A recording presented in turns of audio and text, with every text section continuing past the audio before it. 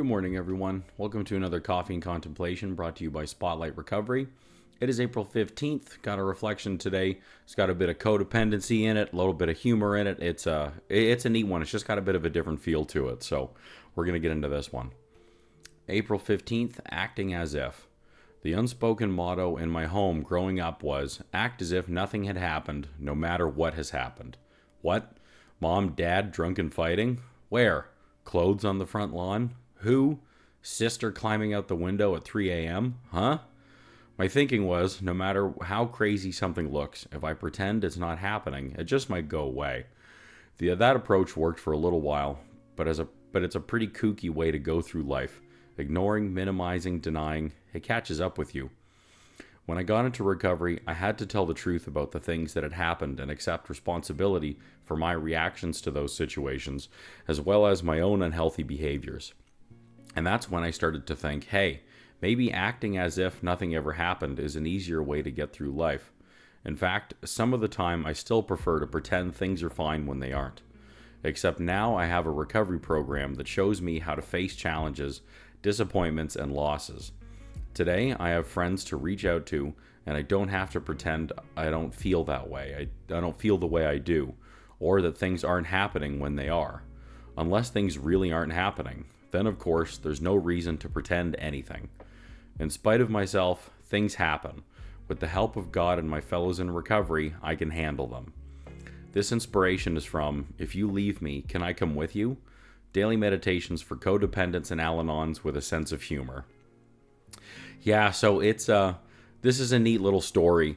I really am just going to start with the title of this book. If You Leave Me, Can I Come With You? That is spectacular. Oh my God, it's so funny. And that is such a great codependent line, in which can definitely a lot of Al-Anons, like family members of addicts and alcoholics, can absolutely relate with that kind of language too. It's pretty synonymous with the other codependent line I love, which is I hate you, don't leave me. I just think they're both so funny, and just like being a codependent, like they just speak to me a lot, and I think they're really funny. So that was something that definitely caught my eye and wanted to share with you and point out, and what had me pick this reflection. But anyway, the opening paragraph was very much my story. That is very much how I lived, how I grew up, how I was raised. And I think that's pretty common for a lot of us. I think a lot of addicts, between other people I've been recovering with and shared with, and clients that I've worked with, this is a very common story and thing that comes up. It's the sweep it under the rug concept, or you don't know what's going on behind closed doors, or what happens in the home stays in the home. These are all pretty common lessons that a lot of us, actually, I think, addict or not, grow up with and learn and are taught and all of that. And I mean, like it says somewhere in here, like it gets us from point A to point B for some amount of the time, but it's sure never going to get us to Z. Like, it's not going to be able to go all of that way. And it works for some amount of time. And also too, pretty obviously, those lessons are taught because of a lack of coping mechanisms and a lack of coping strategies, right? And that's all very synonymous with addiction. Situation happens, I don't know how to deal with this, or I can't cope with this. Okay, sweep it under the rug, hide it, pretend it doesn't exist, ignore it, get so blackout intoxicated I forget that it's even happening, or fully dissociate in all of my addictive behavior, and just completely dive into somebody else or whatever it may be, so that I forget this is happening. It's another total way to ignore it. It's another way to act as if that thing isn't happening.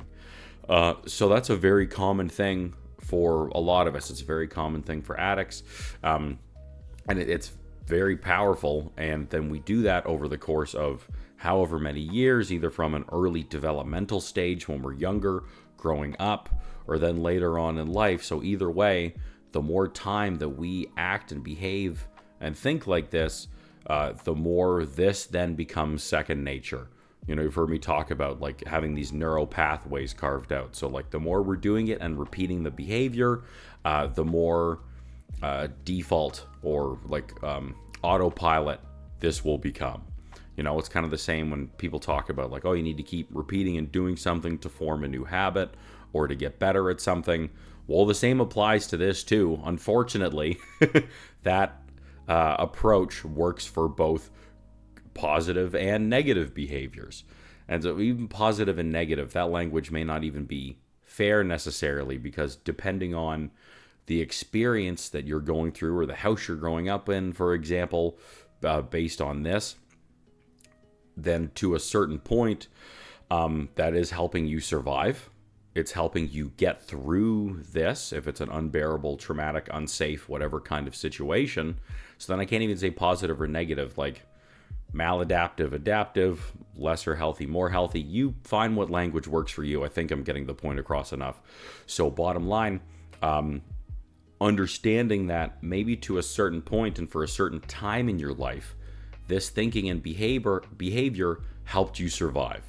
It helped you get through whatever those situations were to get to where you are now. So knowing that, it's important then to not beat yourself up about it. It will help you not hold resentment to other people, or like I said, like, you know, parents, for example, for teaching you this in the environment growing up, because then maybe that was all that they had or all they knew to teach you, for them to get through, and then the same thing for you as well. So it helps let go of that resentment also, because it helps us get through something for a time. Like, we may not be who we are or where we got to without acting as if for a certain point in our lives. So it's not all horrible and negative and, oh my God, I can't believe I did that, and just lashing yourself for behaving like this. No, you don't deserve that. Don't do it to yourself. But now coming into recovery, and when it talks about it later on, about halfway through in the reflection, we now understand it to the point where we just can't live that way anymore. We just can't. We can't act that way anymore. We can't think that way anymore.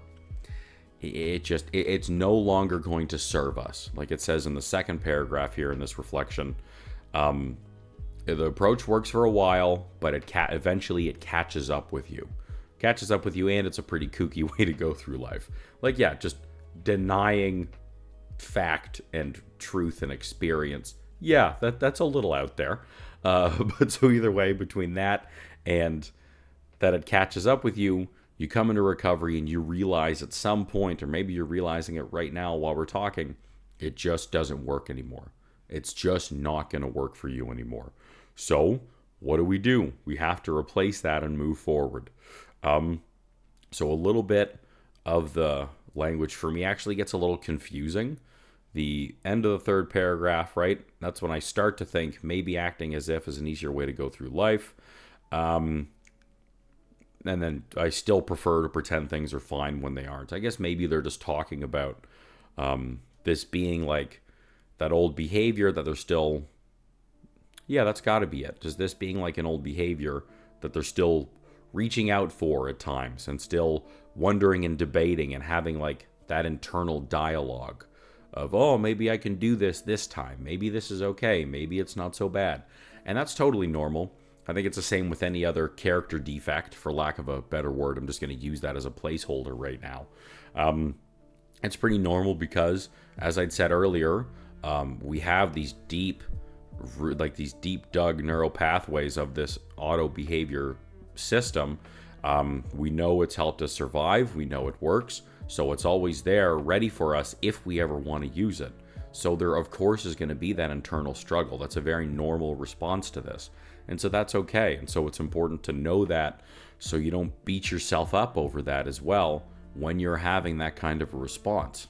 Okay? So know that too. And then the last paragraph, and the "in spite of myself," like their final thought kind of line, kind of talks about this. Okay, well, what do I do instead? What do I do now? I have a recovery program that shows me how to face challenges, disappointments, and losses. Today I have friends to reach out to, and I don't have to pretend I don't feel the way I do, or that things aren't happening when they are. I really like all that language. For me, it's just saying, just immersing yourself in a recovery program. So having your groups, your meetings, your support systems, friends, whatever that's going to look like, just being immersed in this with other recovering people who speak the same language and have the similar experiences, because they're there to share that experience with you and what they've done to get through that, what works for them, and you can be honest with them and talk about it and have that dialogue back and forth. So, because this is a new skill you're going to have to learn and develop in recovery, or it's a very old skill that you're having to relearn and dust the cobwebs off and figure out how to reincorporate or incorporate this into a new life and recovery now. So you have all this support of like-minded individuals who understand this, who can be having these discussions with you to help educate and make sense around everything. And I just love these reminders. I don't have to pretend that I don't feel the way I do. I think that's a really, really big one. I think I'd argue more on the that happens more so than the or things aren't happening when they are line. So many of us are just those social chameleons, and so as addicts we will put on all the different masks and be these different versions of ourselves, and so we're not expressing how we really feel, getting in touch with that, whatever it may be. So just that they're mentioning that line, I don't have to pretend that I don't feel the way I do, is really impactful, because that's applies to a lot of people, both in addiction and recovery. And it's just a really helpful thing to mention to help give us a little bit of freedom and understanding of the fact that we're like free to be able to do this now, So I really, really like that. And then, it just covers with that other line too, or that things aren't happening when they are. Same thing, just same principles, same application. Don't have to act as if anymore.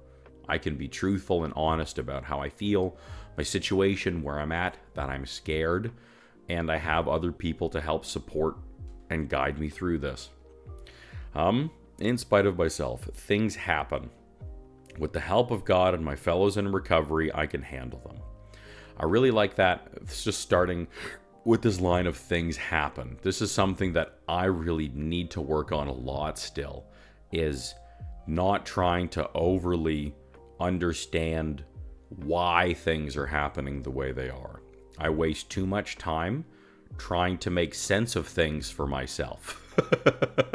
I